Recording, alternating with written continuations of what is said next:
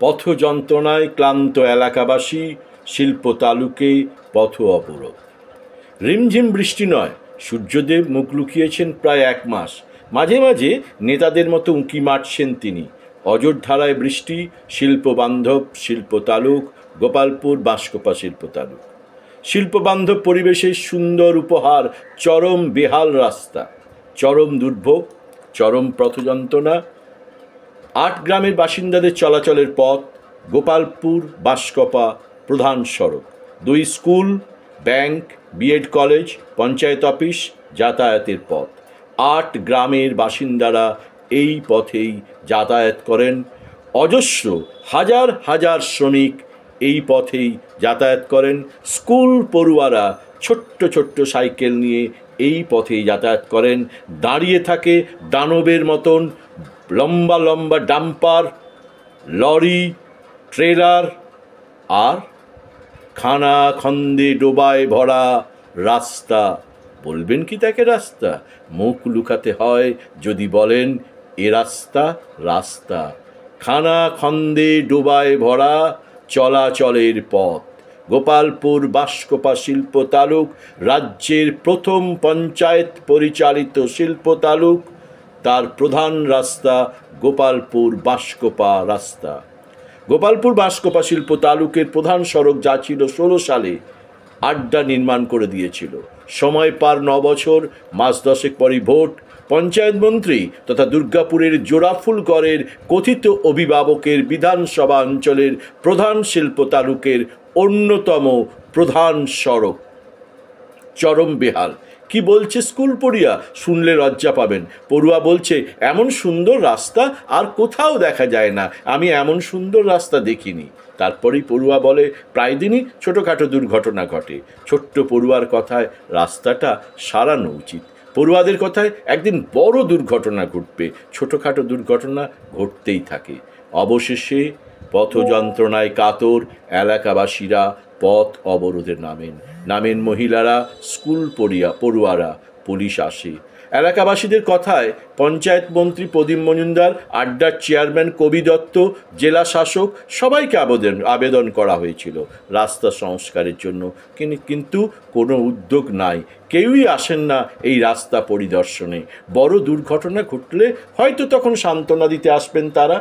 পথযন্ত্রণায় কাতর এলাকাবাসী, শিল্প বান্ধব দুর্গাপুরে পথ যন্ত্রণা থেকে মুক্তি পেতে নামেন পথ অবরোধে। পরে পুলিশের উপস্থিতিতে আশ্বাস পেয়ে পথ অবরোধ তুলে নেন এলাকাবাসীরা। প্রশ্ন উঠছে, খুঁটি পুজোয় যাদের দেখা যায় অহরহ, কিন্তু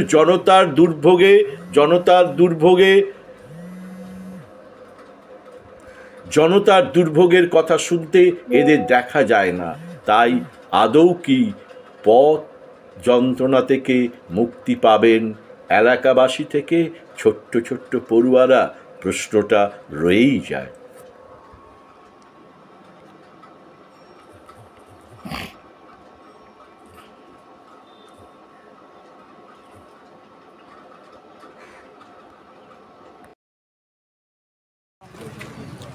রাস্তায় এই রাস্তা দিয়ে যেতে কি অসুবিধা হয়? না না, কোনো অসুবিধা নেই। এত ভালো রাস্তা আমি কখনো দেখেছি? আচ্ছা, কি অসুবিধা হয় মানে ছাত্রছাত্রীদের? ছাত্রছাত্রীদের যেতে অসুবিধা হয়, এত গর্ত। সেদিনকে আমি জবে দুটো দাদা উঠে পড়ে গেছিল, আমরা তো পড়বই। আচ্ছা, তো রাস্তাটা তো ঠিক করা দরকার।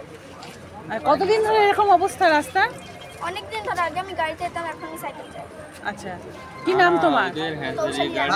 কোন স্কুলে পড়ো? Gopalpur girls high school. আচ্ছা, কোথা থেকে আসছো তুমি? বাঁশকোপা। আচ্ছা, রাস্তার এখানে অবস্থা কিরকম? রাস্তার এখানে অবস্থা খুবই খারাপ। এখানে প্রচুর গর্ত ভরে গেছে বৃষ্টির জলে। যেতে কি অসুবিধা হচ্ছে? প্রচুর অসুবিধা হয়। একদিন না একদিন কোনো বড় ঘটনা ঘটবে। প্রতিদিন ঘটনা ঘটেই।